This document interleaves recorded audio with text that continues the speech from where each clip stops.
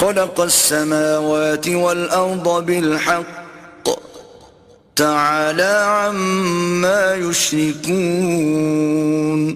اسی نے آسمانوں اور زمین کو مبنی بر حکمت پیدا کیا، اس کی ذات ان کافروں کے شرک سے اونچی ہے. خلق الانسان من نطفة فإذا هو خصيم مبين. اسی نے انسان کو نطفے سے بنایا مگر وہ اس خالق کے بارے میں اعلانیہ جھگڑنے لگا. والأنعام خلقها لكم فيها دفء ومنافع ومنها تأكلون. اور چارپایوں کو بھی اسی نے پیدا کیا، ان میں تمہارے لیے جڑاول اور بہت سے فائدے ہیں، اور ان میں سے بعض کو تم کھاتے بھی ہو. وَلَكُمْ فِيهَا جَمَالٌ حِينَ تُرِيحُونَ وَحِينَ تَسْرَحُونَ. اور جب شام کو انہیں جنگل سے لاتے ہو اور جب صبح کو جنگل چرانے لے جاتے ہو تو ان سے تمہاری